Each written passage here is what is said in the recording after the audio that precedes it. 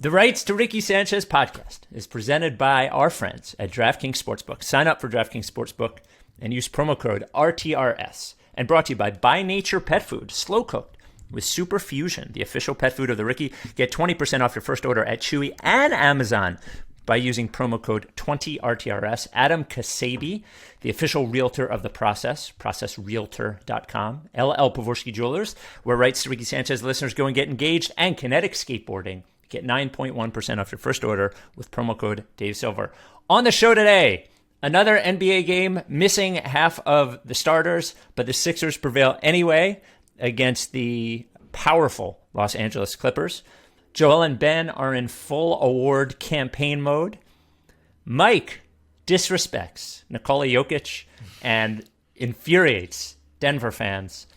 We will once again try to clear out the mailbag, including the Ricky being responsible for two new lifelong friends that met in law school that I know will warm Mike's heart. Before we get going, subscribe on YouTube. In 1 year, we've gone from 300 subscribers to now like 4,100. You can watch the pod.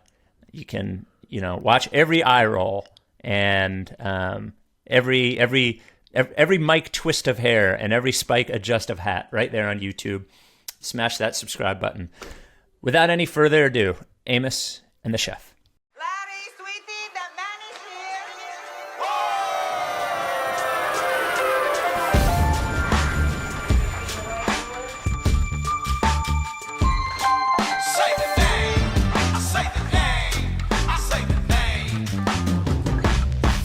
We were right, y'all. We were right. Even when it went wrong, we were right. We was right, y'all. We were right. So say the name. Say the name. We were right, y'all. We were right. Even when it went wrong, we were right. We were right, y'all. We were right. So say the name. Say the name. Say the name.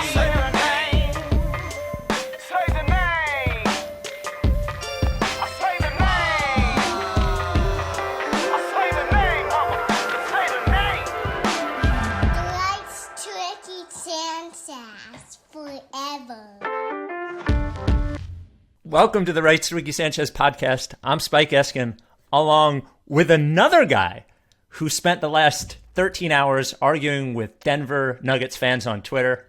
Not me. That is Mike Levin. I actually did not do that. And we'll get to it. I just want to say, for the YouTube and for if people notice the audio difference, I am currently in John Gonzalez and Colleen Wolfe's recording area. There's a lot of NFL Network stuff around me. And I'm not touching it or using it because I don't want to break it. But yeah, I'm dog sitting for those guys as John and Colleen are on a sandwich tour through Philadelphia for the first time in a year and a half. They are stopping at every Wawa they can see. What is their address there in California? Their home address? I'll give it to you. Yeah. No, it's very nice, and it's very nice to hang with these dogs and not be in my apartment for sure. Okay, to the Denver thing. All right. Can I give the recap or no? Or do you want to give the recap? I'm giving it. So obviously, I have on this podcast before a number of times talked about how the just the phrase, the idiom, the thing that rhymes that people like to repeat of the best ability is availability is stupid. It's always been stupid. If anyone's legitimate best ability is the fact that they're available, then they're not good. Then they should have other abilities. It is an indictment on the rest of their skill set. If the best ability is simply being there and hanging around. Think about anybody you've ever interacted with. When you want to list what you like about them the most, if the first one is like, well, they're just like, they just linger. They sort of like, I can never really get them out. They stay at the party the whole time and like kind of weirdly want to help clean up, but aren't actually good at. Like, it's not. No one likes that. It's not the best ability on the court in humanity ever. You've always said the best ability is ability. Many abilities. And so people now I've obviously gotten borderline obsessed and slightly manic about how much I hate this expression because it is dumb and people only repeat it because they've heard other people say it because it rhymes. Mm-hmm. And so I tweeted about it. And people engaged with it, and it was fine for a while. And then I went back in the writer's room when I was working, and I came out and looked at Twitter, and I had dozens, plenty of Nuggets fans just absolutely blowing me up, assuming wrongly, actually wrongly, that I was using this snippet as a blow to Jokic's MVP hopes. That I'm saying Jokic isn't actually good. That's, first of all, not what I'm talking about at all. First of all, simply was just commenting on how dumb the expression is. Let's establish that right away. But obviously, you guys don't think Jokic's best ability is availability either. And neither do I. I think he's got so many abilities. There's so many abilities that he has that are better than the fact that he's played every game. A lot of them. His offensive bars, like, it's so many. But that proves the point. Yes. Go ahead. No, go ahead. Well, no, the reason they're sensitive, and this is why they get so angry at the thin air thing, because they think it's actually maybe a little bit true, is that when the Jokic versus Embiid debate happens, their one point of contention of Jokic's advantage over Embiid is availability. I don't agree with that. He's a better offensive player. Like Jokic he's an incredible offensive player and has had a great season. And I like him, and I think he probably is the MVP. I got caught up in this. No, he's not. I got caught up in this situation here where I'm now having Embiid fans versus Jokic fans just arguing at each other. That's not my internet personality at all. I'm not the my guy's better than your guy fan at all. I have no interest in that conversation. There's people threatening each other in my mentions. I couldn't be less interested in that vibe of sports fan. And it's straight up not what I was saying. But here's the predicament. There's nothing I can, you can't do that. I had to, if I start arguing with people and responding to a ton of people saying, no, actually, Jokic is good, and maybe he is the MVP, and I think we'll see what the rest of the season is, and it immediately becomes a tweeting through it situation. It sounds so pathetic over the internet, and it probably sounds pathetic as I'm talking about it right now. There's no way to online clear up a misunderstanding without sounding like a little twerpy piece of shit.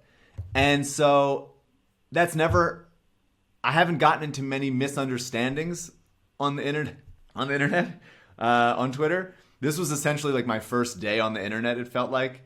I kept typing almost responses and then being like, no, this is such a little shit move. And so I just kind of let other people do that for me, and thank you to the Sixers fans I mentioned who are like, no, he just hates the phrase, which is also stupid, but true. But it is what I was saying. I just think it's a dumb phrase, and I feel like a little worthless guy.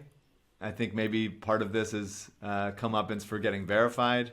I always love the responses. Who gave this dude a blue check? Once you earn the blue check, you earn that response. Yeah, it was just people coming at me saying bad take. It's I'm not. If I wanted to talk about Jokic, I would have. I would have said his name. I'm not subtweeting an MVP candidate. It wouldn't be a necessary thing. It was a weird few hours, and I essentially decided not to tweet through it. I tweeted. I just stayed away, and I don't know if that's the right thing. There's just, when you're caught up in being a main character and a misunderstanding by accident, I don't know what the right way is to handle it. but I decided that anything I said was stupid, and I wanted to address it here. And what a dumb thing, and a vote in your favor, as I've dismissed it before, but a vote in your favor of Twitter being stupid. I think that. Thank you. Yeah. I've said for a number of years that the internet it's just people. It's the people. These people have their opinions, and they're just as stupid in real life, if not more dumb. But I think the product here made it worse because there's no way to say clear up this misunderstanding without looking like a little shit. So maybe we got to get Sam Hinkie to come in and fix Twitter, so it's less. Less toxic like this. We'll get it right this time. Yeah, I mean the entire group of social media companies, like they very simply create it being toxic. It is part of their goal. I don't think toxicity is part of the goal, but what they do makes people toxic. But anyway, two responses. First of all, when I say my shit about Denver, now obviously I'm trying to tweak them more than you were, but I received... Which I wasn't. Zero. I know. 0% was trying to. I know. But their unacceptable response was to threaten my life and my dog's life, several people. So they are... I think Denver is a lovely city. I actually do. The people, my guess was that they were actually pretty easygoing because I just imagine everybody's high all the time in Colorado. I guess that's not true. They get pretty crazy. Obviously Sixers fans do too. They got to fucking chill out. That's my first response. My second response is that, yes, Jokic is a better offensive player than Embiid, but Embiid is also an excellent offensive player, whereas Embiid is arguably, not saying he is, arguably the best defensive player in the game at the most important defensive position, and Jokic is barely average. Embiid's team is in first place. Jokic's team is in fifth place. I think it's pretty obvious that Embiid is the MVP, assuming that he doesn't get hurt again this year. So that's my opinion, not yours. I just hate the phrase. I think it minimizes what Jokic is good at. Ability. Which is a lot of things. If you're just repeating a phrase that rhymes because it sounds nice. It's deeply dumb. John Wintermute, one of our good friends, emailed in that you should not be able to continue insisting availability isn't the best ability without telling us what is the best specific basketball ability. Is it 3-point shooting, defensive switchability, no qualifiers, no excuses? Mike, tell us the best ability. Character. So Sixers play the Clippers last night, as is. I meant to do this before the game to go through any good game this year and see whether all Sixers starters and all of that team starters were available for the game. Because once again, we lose Kawhi Leonard, Pat Beverly, Serge Ibaka, Tobias Harris, Seth Curry for another premier game without premier players. That said, both teams shorthanded. The Sixers beat a good team, and although it became close and the Sixers lost the lead late in the game, I don't know how you felt while watching it. I had very little concern that they were going to lose that game, even when they went down by 1 point. Yeah, I mean, it is. The Sixers are good and they're better than they were last year, but there still is, and this might just be NBA teams in general. Like this, you get an early lead and you're just like, that's going away. They were up 20-3, and they beat Dallas kind of end to end like last week, and that was nice. But man, they gave that up pretty quick, and then they just got hot from three. I think some of it was, you just can't keep it turned on, the defensive intensity, for that long and that consistently. But it was a little frustrating that they kept leaving guys open for three. The Clippers are the best shooting 3-point team in the league. And some poor decision making there. But yeah, I mean, they just keep winning games for the first place in the East. I thought it was really interesting how the Clippers doubled Embiid every time he got the ball. It was especially in light of an Embiid interview with Zach Lowe, which was cool, where he talked about consciously working on his double teaming and thinking about the playoffs and how that's going to happen. And him talking, I thought it was interesting when he talked about like Toronto is the only team that really sends 2 or 3 guys and just refuses to let him do anything. I think the Clippers kind of did a similar deal, where they really just kept getting the ball out of his hands. And he still had 36 points on 20 shots and 18 free throw attempts. Just unbelievable. My friend who's a Clippers fan texted me how frustrating Embiid is to play against, just because he's constantly getting fouled, and I can see that. I can see how it'd be frustrating. But like that's the only way you can defend him is by just hacking the shit out of him. And even when in a game when he keeps giving the ball up, and they got a bunch of good looks out of his passes, he still gets 36 points on 20 shots. He's unbelievable. Yeah, it was incredible. And he is, an emailer brought this up. When you look at scoring leaders, he is not listed because he is just under the, what's the word I'm looking for? The threshold? The threshold for, I think it's 70% of the games. And if he plays, I think 12 of the last 16, he'll be there. But if you open that up a little bit, he's the 3rd leading scorer in the NBA, 0.7 points behind Bradley Beal at 31 a game. And he's averaging like 35 a game for the last 4 games. It's just, it looks incredibly, his offense a lot of times used to look difficult. It looked like he had to work for every point. But with that, and we'll get to it when we talk about the Zach Lowe interview, but with the introduction of that, of him shooting those mid-range jumpers, and definitely a Harden developed this, and great players who get to the line a lot develop this. He always had like the sweep-through move, but he has things he can do where he knows he's going to get fouled and he doesn't have to work that hard to do it. And I think offense has just been less strenuous on him this year, and adding that, shooting still, it seems a little bit impossible to keep up and it has been regressing a little bit, keep up that mid-range shooting percentage. It has made offense just easier for him to execute by my eyes this year, Yeah, for sure. I mean, I think like Ivica Zubac is a solid player, and they're shorthanded without Ibaka anyway. But Zubac I thought was doing a pretty good job on him, but he's just too good at drawing fouls, and so he gets Zubac in foul trouble, and all of a sudden they have to go to like the corpse of Boogie Cousins and have like Marcus Morris try to body him, and Pat Patterson, who inexplicably got hot from 3 and had 18 points.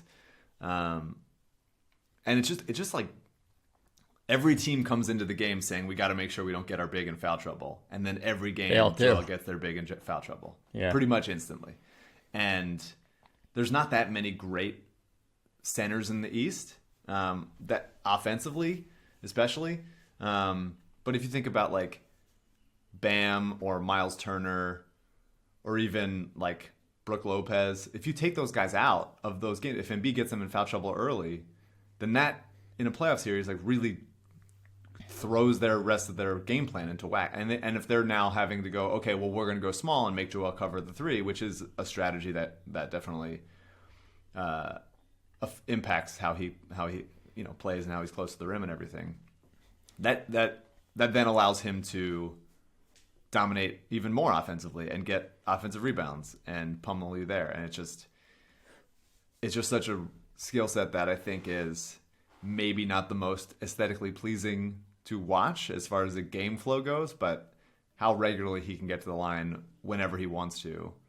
And there's times when it's like, that's kind of a bullshit call, and he gets the benefit of the doubt. And there's times when he's getting fouled and they don't give it to him because he's too big. And so I think it all evens out. And he's just really, really, he's such a, you don't talk too many. Jokic, you do talk about it, but like a really highly intelligent big man on both ends is so rare. And you just think about like how many guards end up becoming coaches and analysts and stuff. And there's just like, I think big men are just like, you're big, just go stand there, be a stiff, go back and forth. And for Joel to be as like thinking the game as well as he is, especially for picking up the game as late as he did, it's just like, Guy's the man. He's so special, and I'm so happy he's here. Mike, I don't know if you've been paying attention to the news, but the housing market currently is absolute lunacy.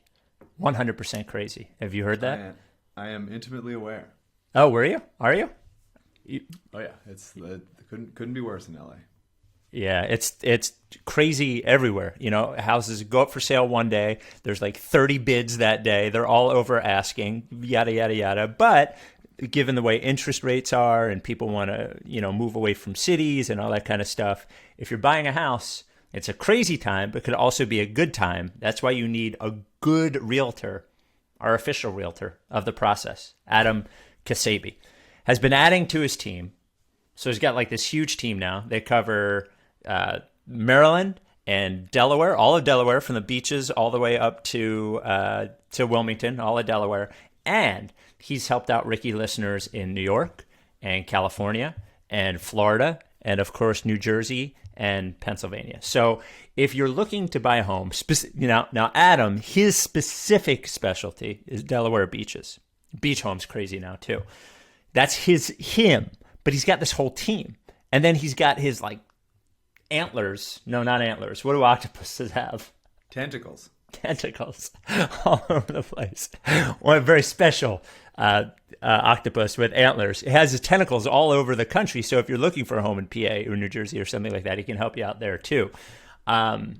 Look, he's your guy. This is a crazy time. You need somebody who is passionate about it, who is good at it, who can find you the house before anybody else can, who can tell you what to bid on it, who can tell you what your chances of getting it, or if you're selling a home, he's your guy. So they all work out of Long and Foster in Bethany Beach, and cover all of Delaware and Maryland, but they can take care of you wherever you are, or find someone to take care of you. If you're going to buy a home, sell a home, get a beach home, whatever it is, Kasabi is your guy. It is spelled Ksebe. You can call him. You can text him 302-864-8643 or email adam@processrealtor.com. That's adam@processrealtor.com. Adam Kasabi and the Kasabi team, all named Adam, only one of them named Kasabi, at the official realtor of the process.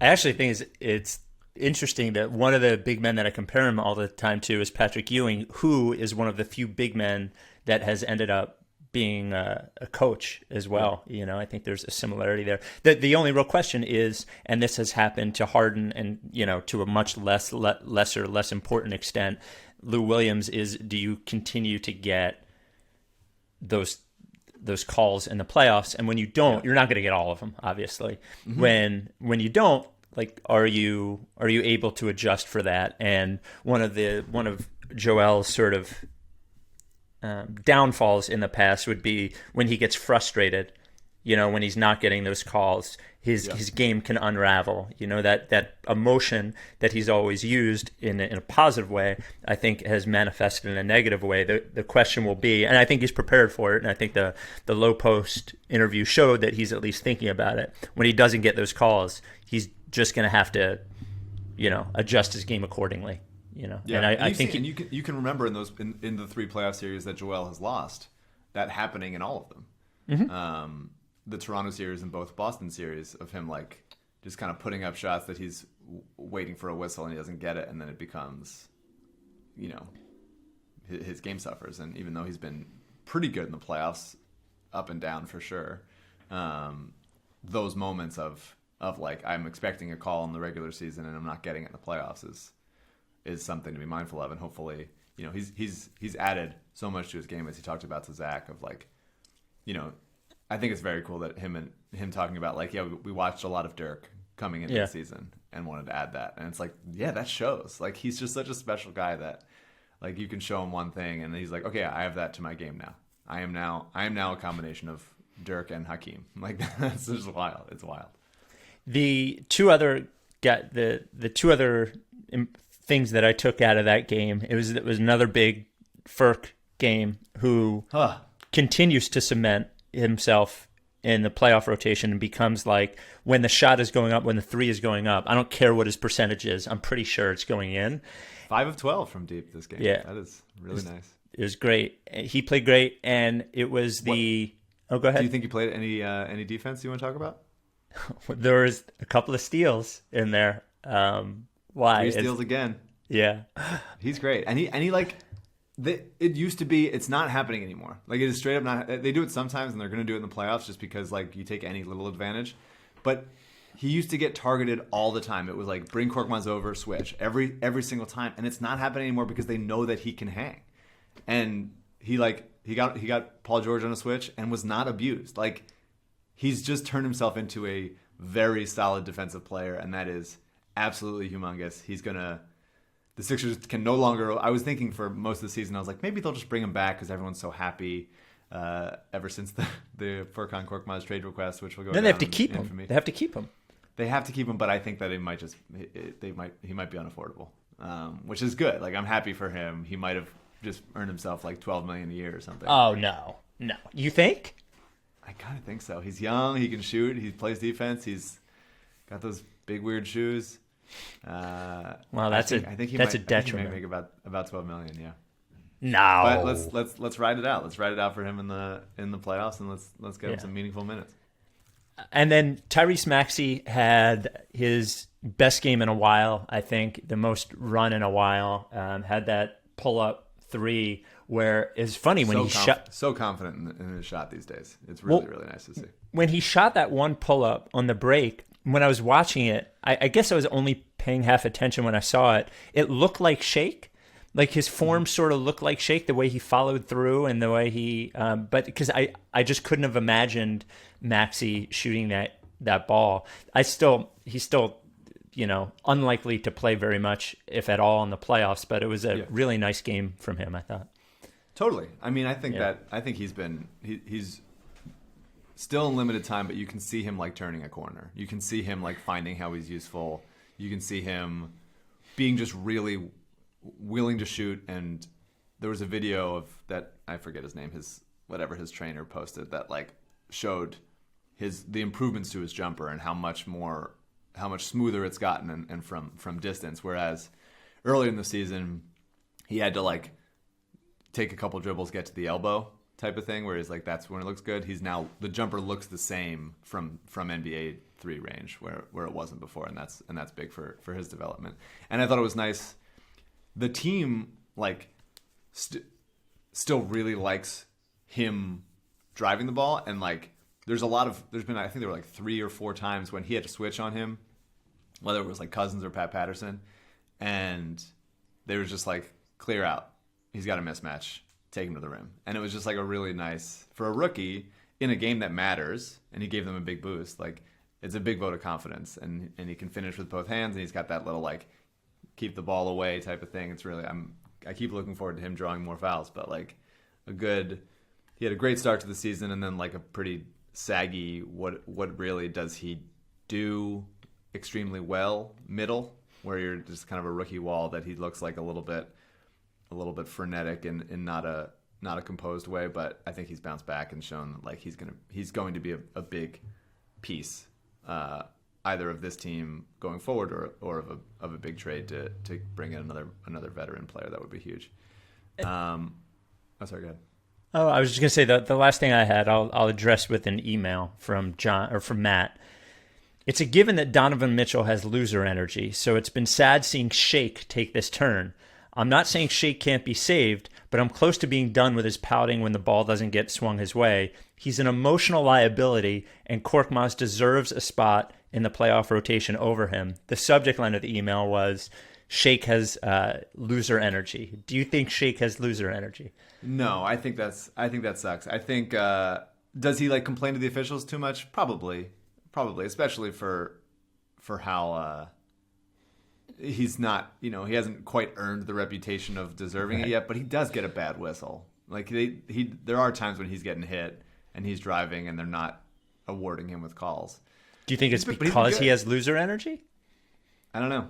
I think it just takes time sometimes. I think he's long and still pretty skinny, and so he should be getting more calls, and he's just not. But he will eventually, and his shot has been good lately. He's 2 for 4 from 3 last night.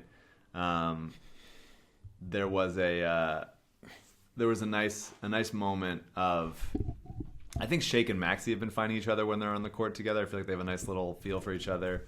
I've talked about this before, like in transition, how I prefer dunks in transition over threes. I know that it is like mathematically like, you know, you want the threes, and I'm very pro taking a lot of 3-pointers, but dunk is over three. Table, dunk is over three in terms of if there's an mathematical easy dunk on the table, I would take it. And so I think a lot of times just simply every time everybody flaring out to three is a little frustrating for me, just because it's like it's a momentum killer a little bit if they don't make that. Whereas getting to the line, getting a dunk is keeps that going.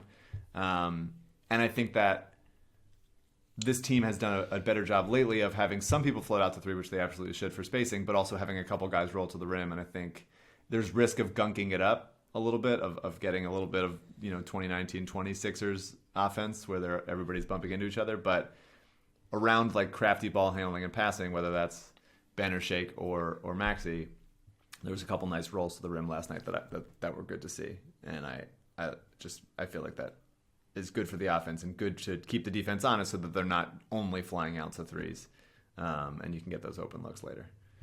I thought Ben had a pretty nice game, especially defensively, getting everybody's grill and all that, making things happen. I enjoyed the double spin move finish.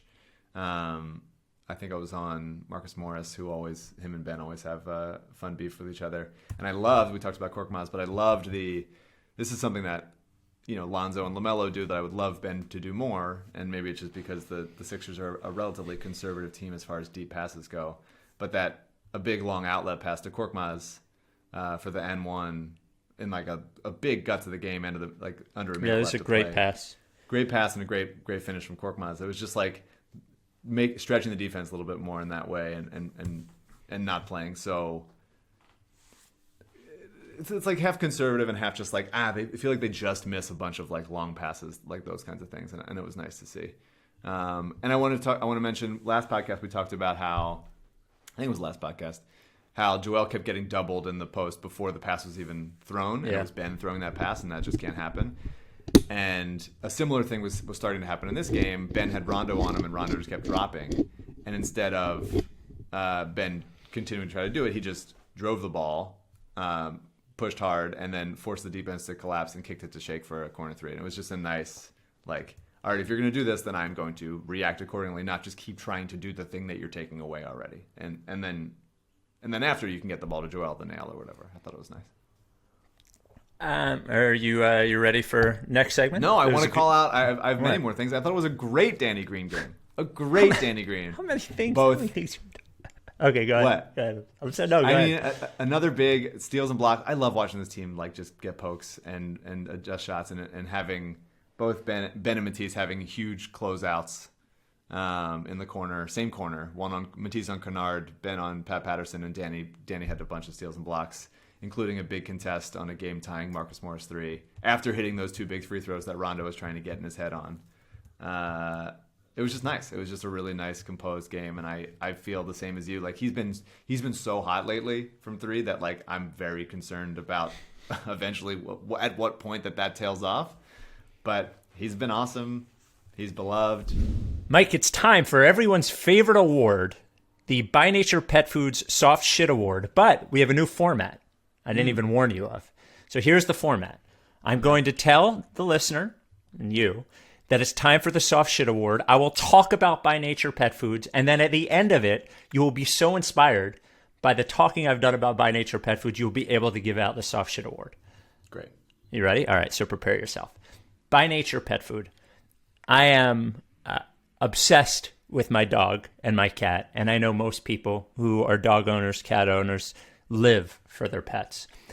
You can't do that. You can't be that person without making sure that your pet is eating the best food possible. You are what you eat is a totally legit thing.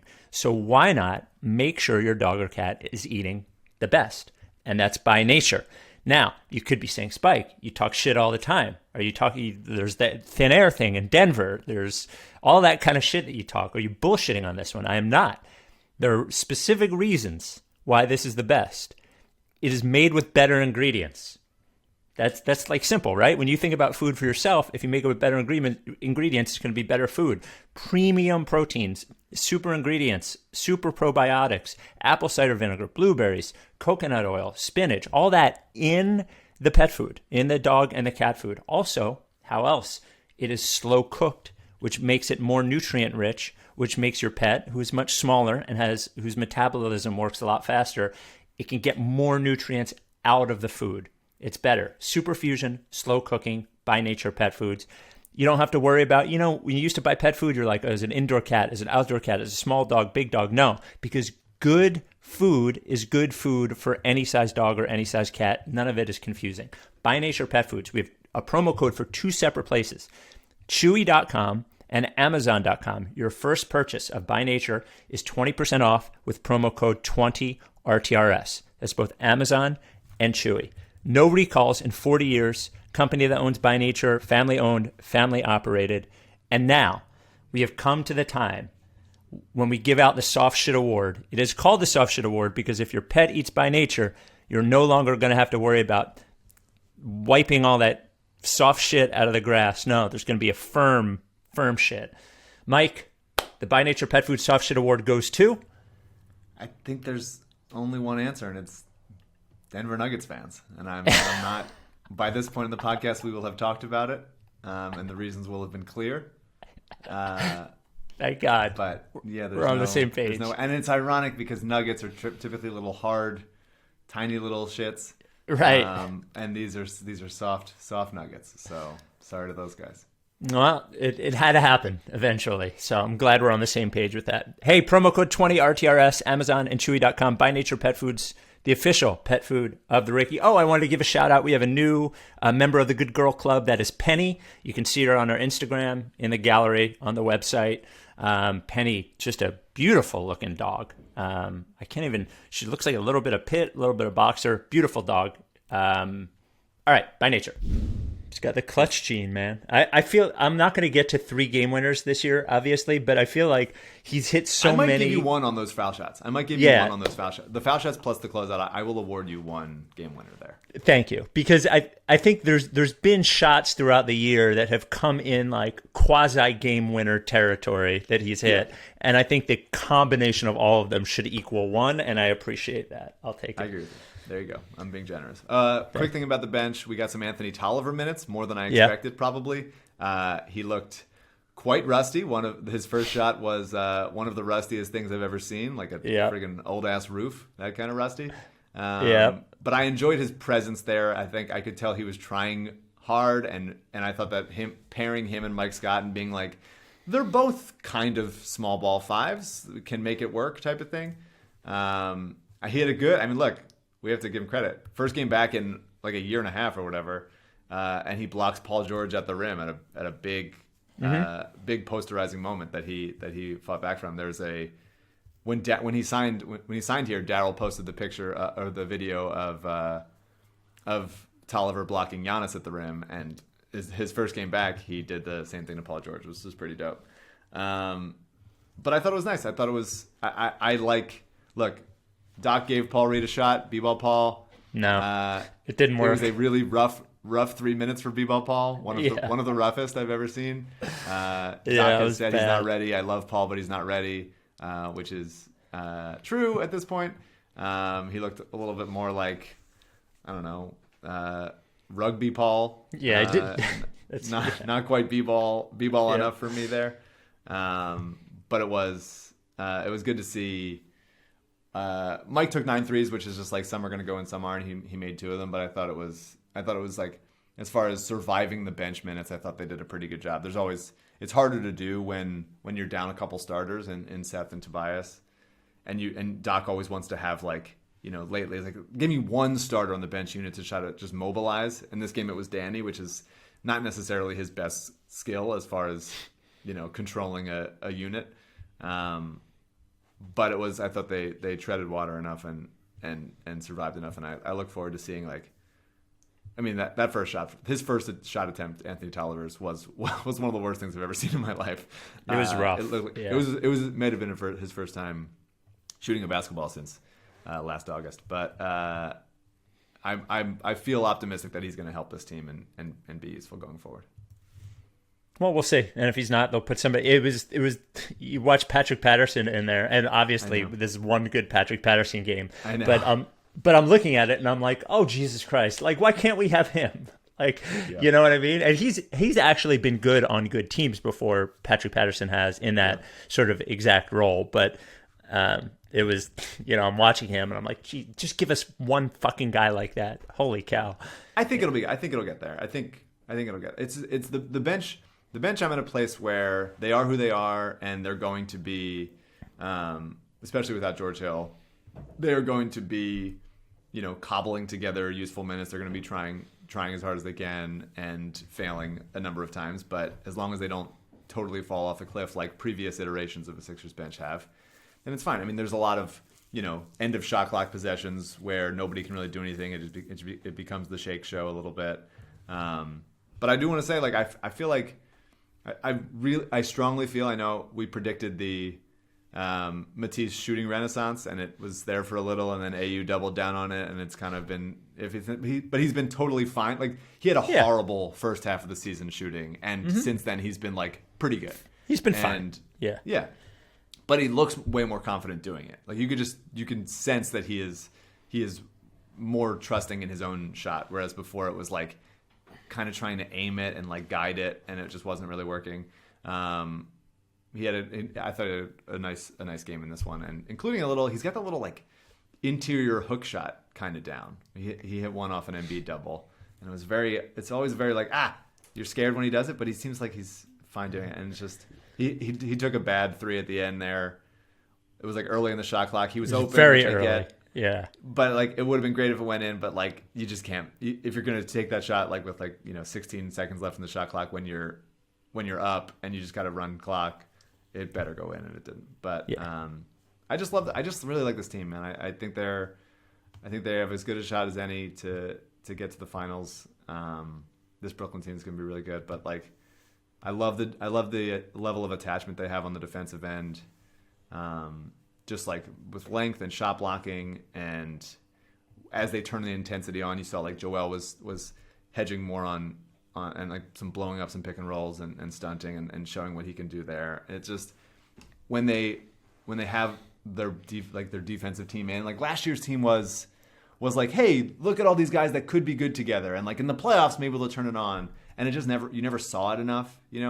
This season we've seen how good they are defensively. We've seen them ratchet up the intensity and cause steals and prevent shots at the rim and force shot clock violations a ton, and I think the combination of intelligence and length and calculated gambles on steals, and now that Korkmaz is a second team all NBA defense team type of guy, there's a specialness to their defense that the offense can sag a lot, but I think the defense is going to be really, really special in the playoffs and give them a really good chance to go places.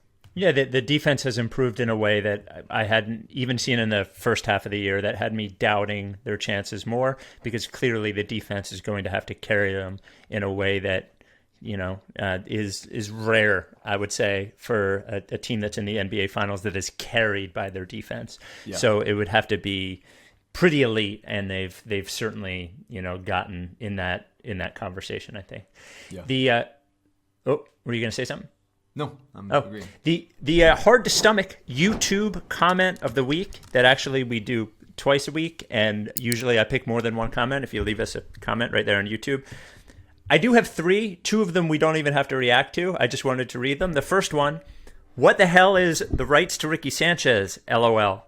Why bring light to that name? It's a joke. Oh, I get it. It's supposed to be clever. LOL, but it's stupid. Yeah, I'm out. So it was nice having you. The second one, like that.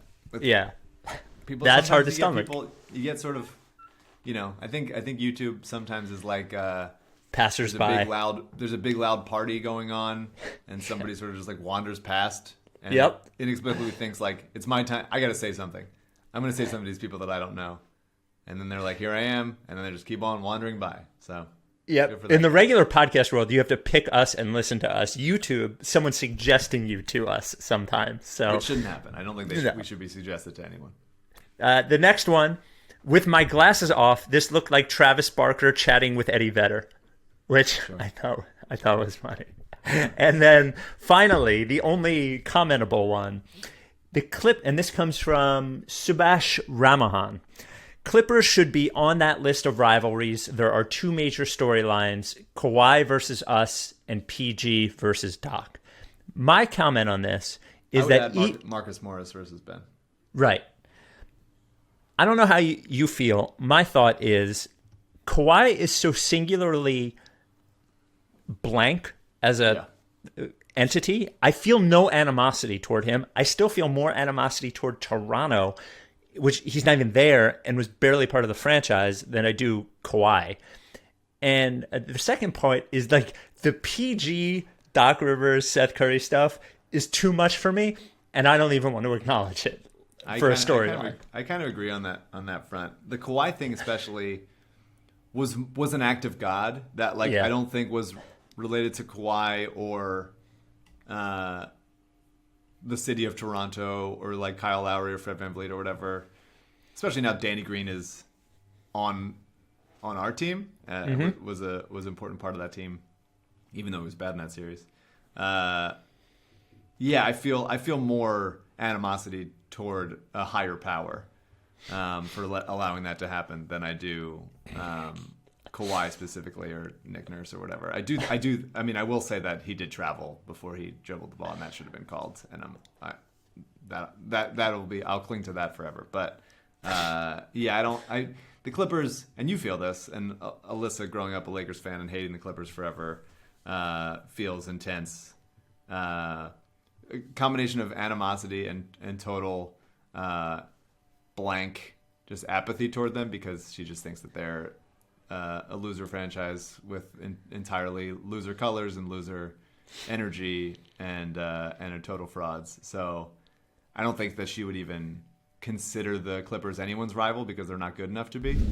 Sixers have a huge win last night, and you know it's a huge win when LL Pavorsky doesn't wait until the next morning to post a screenshot of the score from the update on his app. He did it right after the game. You know he's aware that we're tracking this now.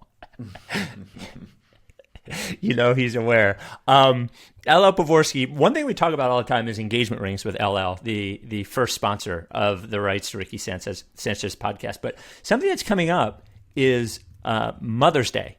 And, you know, jewelry, great for your wife for Mother's Day. I'm not talking about you want to buy something for your mom, go ahead. But like a lot of times, husbands looking to buy something for their wives or significant other for Mother's Day, LL can help you out with that. Mike, we got an email regarding LL. I thought you would have a good answer for this. John says, let's say the Sixers win a championship and the organization contracts LL to design the ring. LL reaches out to the Ricky to add one design element to the ring. What do you guys choose to sneak into the ring and why? Oh, I thought it was going to be a multiple choice. No. I think they should do that. I think he's earned it. Mm-hmm. I mean, he's already made the TTP ring, which is iconic. Yeah. And I think that it should be some level of that. It's better than putting like Boathouse Row on there or something. New Philadelphia.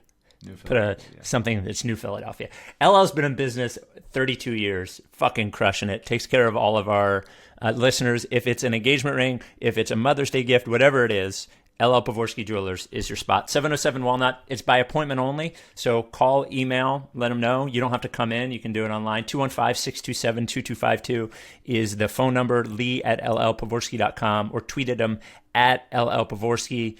Always supportive of everything we do, including our charities, Coded by Kids and the Providence Animal Center. LL Pavorsky Jewelers. Take a shot on him because he'll certainly take a screenshot on you. They're vibeless. There's no good vibes, bad vibes. It's just like nothing. I give them a 0% chance of winning the title. Wow. You picked them last year, didn't you? I did. And I was so wrong. And they went from a team that was greater than the sum of their parts to a team that is lesser than the sum of their parts. I think you just watch them, and even Paul George, his numbers are great and he's a great player, but there's It's just vibeless. You can't win a championship being totally vibeless. You don't need to. Everyone doesn't need to love each other, obviously, but you can't be vibeless, and they're vibeless. So, yep, I agree. So we've seen this week with Embiid's appearance on the low post and Ben Simmons' interview in GQ that both guys are doing full award push. Embiid for MVP, and slightly towards Defensive Player of the Year, and Ben for Defensive Player of the Year. It is nice that Embiid is like, I'm going to be the MVP. I should also be Defensive Player of the Year, but he wants it. He should get it. Yes, it was. My favorite part of it was he said he should be Defensive Player of the Year, and Zach's like, well, what about Ben? He's like, you're right. Ben really wants it. He's great. He should get it. But you can tell deep down. Why do you think? My perception of Embiid, and when you look at Defensive Player of the Year odds, he's like 8th, he's like plus 4,000. There's a lot of people considered above him. I would say for the last 3 years that his defensive impact is actually underrated. And I don't know why that is. Do you think he's underrated as a defender? It seems like we talk about his defense more than the general market talks about his defense. And why do you think that is? And is there anything he could do to change that? Yeah, I mean, I think there's just a level of showiness that his defense doesn't have. Like, Gobert and Miles Turner both block more shots. And I think they get challenged more. I think the combination of Embiid deterring offensive sets by like footwork and positioning, which he talked about. Yeah, and simply being there and not committing fouls, which he has done at an extremely low rate this year, especially for a center. I think just gives him fewer opportunities to show off like, I'm the Defensive Player of the Year, whereas guys like Gobert and Miles Turner block a ton of shots and can hang their hat on that kind of thing. And Ben can do a switch everything and hound a ball handler at the top of the key or force decisions with length or whatever it is. Joel is just like a real anchor in every sense of the word, and deters a ton of stuff. But they got guys do score on him because he doesn't want to foul and stuff. And so I think it's visually, unless you're looking at like the on-off numbers, and obviously the defensive metrics are not perfect, as Daryl said on the podcast. But I think it's a combination of all those things that the narrative and the visuals of this guy is just not his offense is really shining. I think there's a limited amount of things you can highlight and like call out. Right. Yep. Whereas those other guys can, and now that his offense is so much improved, it becomes like, okay, he's this guy, and I think it's hard to digest all of it. We have come a long way as far as talking about what is good defensively, going from blocks and steals not 10 or 15 years ago to going to a world where Roy Hibbert was very appreciated because the difference he brought on the court without blocking a ton of shots, just his presence being there. I do agree that visually, now that people are, I would say, paying a little less attention to all defensive metrics, even blocks, steals, but even like the advanced ones that Daryl said are not important, that visually you need more of that, and he doesn't do it. And I hope interviews like this bring to light what he does, and that some year, like it was a famous story that Wilt decided to lead the league in assists one year, so he did it. I would love for Embiid to go into a season and say, this is going to be the year that I let everyone know what I'm like defensively, because he's their most important player on both sides of the court, and the number of good teams that you can say that about one player in the NBA. You know what I mean? It's so limited to be the best player on offense and the best player on defense on a team that is a 1 seed. I just think his defense is underrated. So yeah, I was glad I talked about it. At this point, it is. I think everybody knows he's a good defensive player, but I don't think they realize how good. There were a bunch of things in the interview that I suppose you could take out of. I liked him talking about his being a dad. I thought it was funny to me when Zach Lowe brought up the dietitian thing. Joel still like insists on pushing back, saying that he's still eating all the same things that he did before, which he's famous for doing. But the overarching thing that I took away from it was that he just sounds more grown up and settled and, you know, aware of who he is and what he wants to convey than he ever has. And it goes perfectly in concert with how he plays, you know? And I think obviously being a father, I think has helped him with that. Obviously going through last year, they're probably, and just getting older, you know, is he 27 or he's going to be 27, which is you get older. But I took away from it, here's a guy who probably would have gone into the Zach Lowe interview trying to give away as little as possible. You know, answer the questions, be funny, but talk his way through it and get out of it. But he went into this interview with something that he wanted to get across, I felt like. And then when he got asked hard questions like the one about tanking to the top, or personal questions like the one about being a dad, he was able to answer those questions without giving everything, but still answer them thoughtfully and funny too. I thought it just showed a really like mature version of Embiid. Yeah, I agree. I thought he was great, and he's still got a couple, you know, digs up his sleeve and all that stuff, but it's just intensely entertaining and human to listen to. I've said this before, and I just said it now, but I'm looking at his stats, personal foul-wise. He's averaging 2.6 personal fouls per 36 minutes after the first 4 years of his career being 5.1, 3.9, 3.5, 4.2 last year.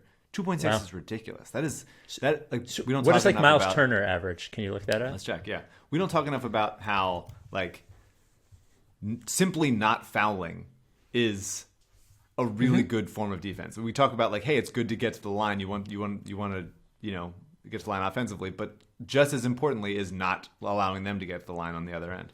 And he's become like the master of that. So Miles Turner this year is 4.1 after the past 4 years being in the mid threes. So his personal fouls per 36 has gone up this year, as has his shot blocking, which is very good. But I think the sort of, you know, IQ side of thing, the thinking the long game side of things is Embiid fouling so rarely is really huge for his ability to stay on the court and keep his team out of foul trouble and win.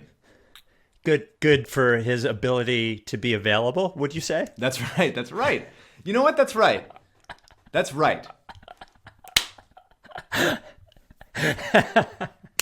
So there was that. I recommend everybody listen to it. Obviously, Zach Lowe, friend of the pod, you know, but I thought it was a really, really good listen just to listen to Joel talking comfortably like that. There was also an interview in GQ with Ben Simmons. I'll tell you, the thing that was most disconcerting to me in the entire interview, which was good and mostly harmless, was this question. Who is the funniest person on the Sixers? His response, probably Dwight. He's just funny, man. He cracks me up. He's always happy, always smiling, always got positive energy. That's how he is. Everywhere he goes, he brings that. I just think it's a warning sign when you think Dwight Howard's the funniest guy on the team. No, I think if this is new Dwight. This is beloved as a Laker Dwight, and this is having not a leader Dwight, not the best player on the team. Not a leader, just like there, just happy to be there, old ass, crotchety, you know, getting the same offensive fouls every single game, and that's funny. That is inherently doing that as a repeated thing. You know, comedy is in repetition, and Dwight finds comedy in continuing to commit the same offensive fouls every game. And I get it, and I appreciate it. I think he's way more endearing when you're not counting on him to do anything aside from, you know, punch people in the mouth and rebound. There was a couple of exchanges in the interview about Simmons and the media, and you know, there was the Wizards announcer that said he was the most overrated player in the NBA, and Ben's response was, the thing with people is they think they know something so well this guy thinks he knows basketball so well, and that may be because he watches the games, but does he really know the game? Did he grow up playing the game? Has he been in different situations? Has he run the point guard position? Has he played at this level? Like, everybody wants to feel like they know the game, and that's just not the case. Draymond Green says it all the time. That's not the case. Everybody knows everything about something as much as they think they know. It's funny because I think about that response in two ways. On one hand, I think it's horse shit to say that, like, you didn't play in the NBA and you can't be critical of somebody, or even does that mean that positive, reaction to what you do too? Is that also bullshit? I don't agree with that. I do like the chip on his shoulder stuff and wonder if he could use that as, like, he does seem to need something to drive him. And I wonder if that could be one of those things that, like, proving people wrong is something. Like, I wish he would take this and think to himself, instead of, and I wonder what he actually thinks, instead of thinking, well, that guy doesn't know anything, he didn't play point guard in the NBA, instead of, like, fuck that guy, like, I'm going to show him he's wrong. I like that he takes offense to it. His reaction to it is, like, weird to me. So yeah, I think there's a little bit of that. I think there's a little bit of that with everybody, especially, like, you can be a dumb person and not know basketball, even if you've played in the NBA, or if you're a person that's not, like, Shaq is a complete idiot. Like, he's not paying attention. He doesn't know anything about anything, and he was an extremely successful NBA player. And on the flip side, obviously, there's people that cover the NBA that haven't played in the NBA that are also deeply, deeply wrong. That's just going to be the inherent conflict in players all the time. It doesn't surprise me that Ben is a you didn't play the game type of guy in a way that Draymond is also. But yeah, I mean, I think he's definite chip on his shoulder guy. Yeah, I mean, I don't know. I don't know what motivates guys or what needs to motivate guys. I think he's been up and down, and his defense has been excellent, and I think he does deserve Defensive Player of the Year this year. And it'd be nice. I'm reserving any judgment of, like, what kind of, building block as far as, like, what is Ben's ceiling, and on this team or on any other team, until, like, we see what happens in the playoffs. I think it's like there's the thing with Ben that always is, you go back and forth about, is, like, what is being too passive and being somewhat sometimes invisible on the court, and what is, like, a point guard deferring to the hot hand or knowing his role and not trying to do too much. Like, I think that's the constant push and pull of, like, we want him to be aggressive, but then if all of a sudden he is too aggressive and then he has 6 or 7 turnovers and he's missing shots at the rim and not getting foul calls, whatever it is, then it's like, that's a bad game from Ben. So it's the like, pick your spots, be aggressive in those spots, and then allow the other guys to operate, and save energy for the defensive end, kind of thing. It's just a constant push and pull there. I think what people say and what they mean in terms of aggressiveness is two separate things. I think they want him to have more impact, not more, and they measure impact in what is perceived as aggressiveness.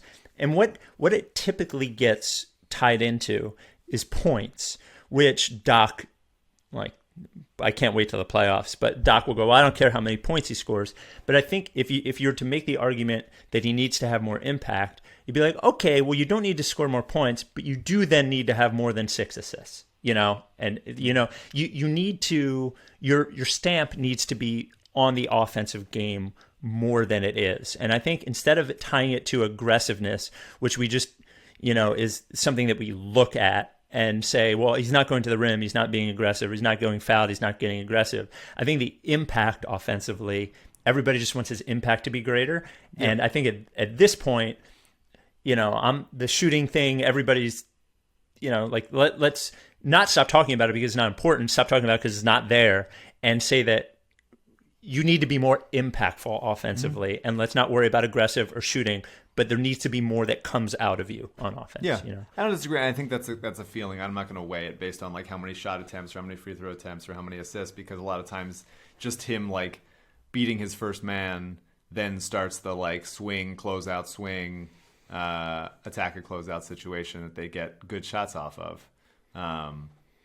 So it's just more of, in my mind, when you watch Ben, it becomes like how is he making his presence felt in this game on both sides of the ball and in transition. And I'm excited to see a playoff game that he, like, borderline takes over. Like, I don't think he's not going to be like, here's Ben operating at the nail like 10 times a game, but in his way, he can take over games, and I want to see it on a big stage. And then 2 more quick things. Do you believe that he never watches ESPN? Yeah, I do. I think it's good. I think Tyler Tynes, who did the interview for GQ, did a good job asking interesting questions and making it feel more personable than just a what do you think about Defensive Player of the Year kind of thing. Right. And I would say that he's a weird guy. He's got his weird pet situation. He loves playing the video games that I don't really understand. I believe that he's just removed from it in that sense. I'm sure he sees stuff on Instagram, but I believe that he's not watching SportsCenter like Cuba Gooding Jr. and Jerry Maguire. And then my favorite just exchange was he gets asked about Defensive Player of the Year, and he says, "I tell them all the time, yo, I'm Defensive Player of the Year, and I'm not even questioning it right now. I know I am. That's a fact. And a number of certain stats are cool with certain players, but at the end of the day, the example would be last night. I was supposed to guard Kevin Durant. We match up well size-wise. KD's out. The next person I'm guarding is Kyrie Irving. Like, who's doing that? It's not many players who are doing that. And to be doing that at a high level, I just don't think there's anybody really doing that. I mean, Kawhi, when he was playing defense like that, of course, but it's not many guys." And then the response is, "Didn't Kyrie have 37 last night, though?" Which is, I give credit, a good response. And he goes, "Yeah, but we won. His plus minus was -2. So yeah, I mean, that's the thing with Ben defensively, is that guys sometimes do score on him. Like Paul George scored, Yeah. and Danny was on Paul for a lot of the game. But it's a matter of like, make him work for it. Make him work for it, and you're going to, when you cover the best player every night, which Ben does for at least part of the game and almost always in the guts of the game, they're going to score. But it's just about like making plays in those big moments and like making it hard on them and tiring them out so that they are steps low when it counts. But yeah, I mean, Kyrie's going to get his, Paul George is going to get his. Like, there's only so much you can do, and so I do think it is, defense especially is so much more about like context and doing what you're supposed to do, not just how much did the guy score on you, even though that becomes the sort of popular culture line. Couple of emails. Write streakysanchez@gmail.com. Please send us a basketball and non-basketball question. The first one isn't a question. I just thought it warmed my heart a little bit. I thought it would warm yours. This comes from Michaela. "Hey, Spike and Mike, I have a little story about how the Sixers and Ricky got me through my first year of law school. Starting law school fully remote was pretty tough, and it was made worse by the fact that this was during the cursed bubble playoffs. So in one group, we were going around introducing ourselves and sharing a fun fact. I said, 'Hi, I'm Michaela, and unfortunately, I'm a Sixers fan.' This did not get much reaction from the anxious new law student crowd on Zoom, but a few minutes later, I received a DM from a girl named Claire just saying, 'Go Sixers.' I asked her about whether she was also from the Philly area. She said no, but my boyfriend is from Bucks County and got me hooked on listening to this weird Sixers podcast. I replied, in disbelief, 'The rights to Ricky Sanchez?' And she said, 'You know Lickface.' And that was how I made my first, and for a very long time, only friend at law school. That's nice. I'm attaching a photo of us at a Sixers-Knicks game at MSG a few weeks back. We both moved to New York City between semesters to be closer to school, where we got harassed by Knicks fans because every time Tobias went to the foul line, we chanted, 'He's an all-star.' This really came back to bite us when he missed the 2 game-clinching free throws at the end of regulation. We're about to enter the stressful final season, and it would be great to surprise Claire with a shout-out on the pod since I haven't told her I was writing this email. Also, do you think you can get us a job post-grad with Kornblau and Kornblau? Thanks, yes. Michaela." So, yes, we will work on that. I love that. What a nice thing. Yep. Shared interest is how you make friends. If we can be part of that shared interest, Michaela and Claire, glad to have you aboard. And we hope one day you're successful enough not to just join Kornblau and Kornblau, but to pay us more than Kornblau does and boot him from the pod. There you go. That's the goal. Yeah. I don't know if you saw this. Eddie goes to Hofstra and wrote us an email and sent us a clip. Eddie is a host on a TV show at Hofstra, a sports show, and did a 2-minute rant of, I'll include the entire thing in the pod right here, but about why Adam Silver should resign or apologize. And here's a bit of it.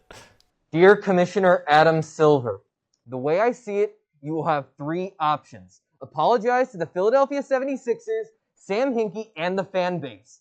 Force Thunder GM Sam Presti to resign, or resign yourself. Last weekend, the Sixers and the OKC Thunder squared off, and the Thunder starters included the likes of Darius Baisley and Theo Maledon. Star guard Shai Gilgeous-Alexander is sitting due to injury, and the team has decided not to play Al Horford in favor of much younger talent. Much like the 2013-2015 Sixers who had Jakar Sampson, Henry Sims, and Hollis Thompson. Now, it's been widely documented that NBA organizations since 2014, when the Sixers won just 18 games, the teams lobbied the league to intervene in Philly. And you, Adam Silver, you were instrumental, quote, in getting Jerry Colangelo and Sixers owner Josh Harris together. Jerry was brought on, and then not soon after, Hinkie sends in a 13-page resignation letter to the team. And then Jerry gives his son, Brian Bernergate Colangelo, the keys to the team and then steps away? The Sixers added 26 picks/potential pick swaps in Hinkie's tenure. His years were marked as the process. And the city of Philly trusted in Hinkie, and the fan base was all in. And you, Commissioner Silver, took that away. According to Hinkie, the process had 3 key parts. Use those draft picks to draft deep pools of young NBA players. In free agency, maintain flexible cap space to acquire bad contracts and more picks and young pieces. And then trade for young pieces to help you win games for the future. OKC currently has 34 picks on their docket, a young developing core, and have acquired multiple big contract vets in exchange for young players and draft capital. They just haven't said that they're trying to lose. So, Commissioner, you have 3 options. Admit you got it wrong, bring in a nepotist to get rid of OKC GM Sam Presti, or resign from your position. As I remember the sanctity of the game, the integrity of the league was more important than autonomy. Rights to Rick Sanchez forever. I await your response, Dave. I like all hostage situations, and I think it's nice of him to give him 3 options in a hostage type crisis. I think it's really nice, and I think Adam has good options. I think Dave Adam could pick any one of those, and that would be fair. Can I tell you, for some reason, him wearing the mask alone on the set, and muffling him makes it even better to me, more hostagey somehow. Some sort of hybrid of the movie Inside Man and Ransom. No, I was going to say Celtic Pride, where they kidnap. They kidnap the jazz player, and I would say that could be a movie where Adam Silver gets kidnapped and also robs a bank. So Eddie has 2 questions. Spike, from a few years ago, you mentioned the theory of the 2-star system providing more of an all-around team than the big threes that attempted to try and compete with Golden State. If I recall correctly, that the idea was in order to have a big 3, they need to be top 5 in their position to be considered a championship big 3. Obviously, the Sixers have that with Joel, but not with Simmons and Harris, yet I still feel good about our championship odds. Have the past few seasons changed your perspective on big 3s? They have not. I do think that devoting that much of your cap to 3 players, basically my theory was that the big 3 is a bad idea if the big 3 isn't big enough. And I do think it is much tougher to do that if the 3 players that you're investing all of that capital in aren't quite good enough. Elite, So I don't know, but the past few seasons haven't changed it. I think it just depends on how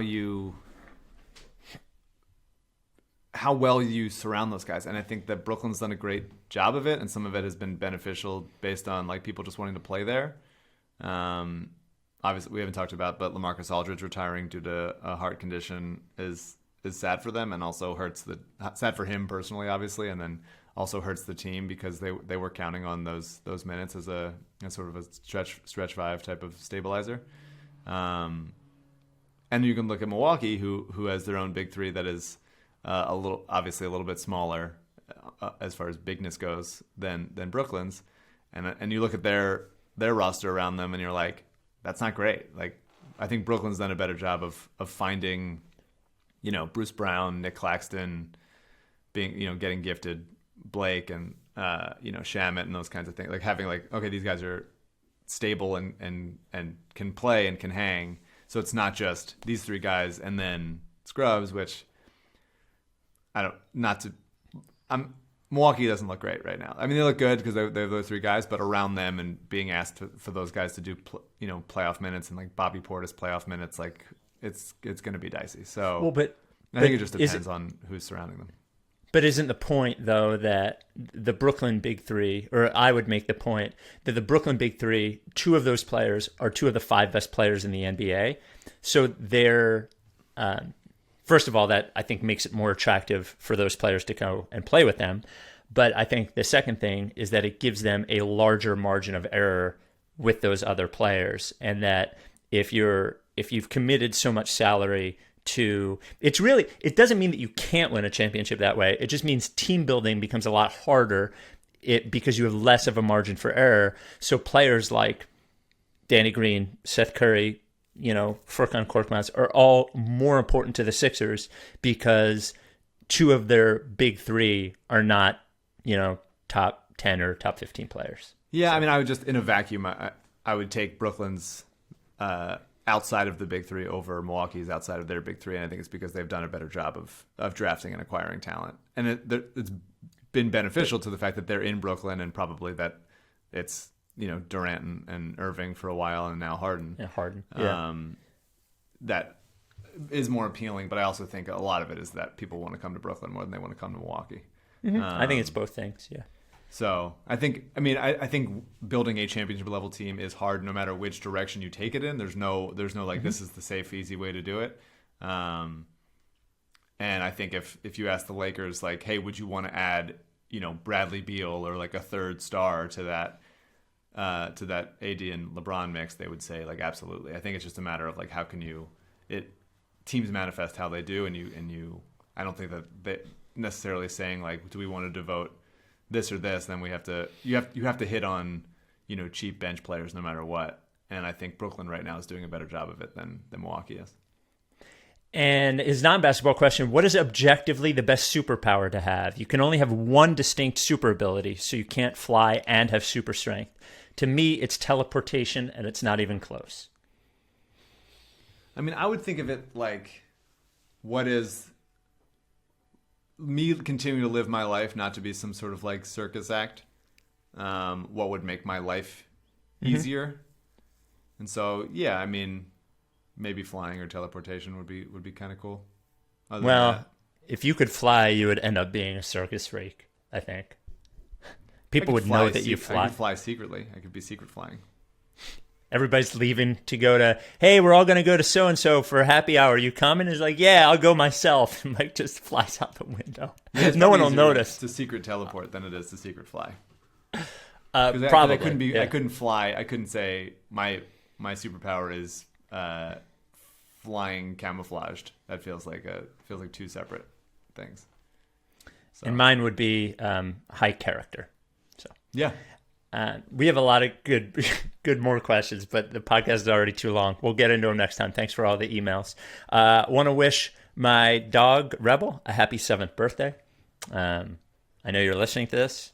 I love you, buddy. I can't believe you almost got in a fight with that other dog when I was walking you today. It made me hurt my back, but it's your birthday, and I'm not going to be mad at you for it. We've reached the Spike is saying messages to his dog on the podcast place. Yep.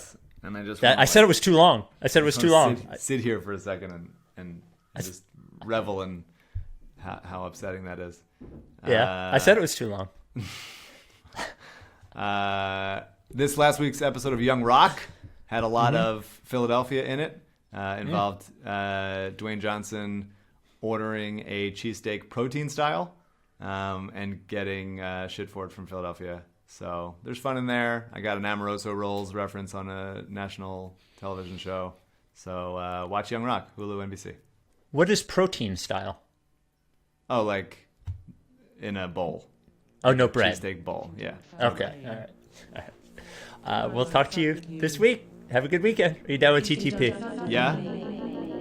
First place Then I Sixers. won't fuck with you. They know the place. If you don't fuck with me, then I won't fuck with you. If you don't fuck with me, Then I won't fuck with you. but if you fuck with me, Time for plan B.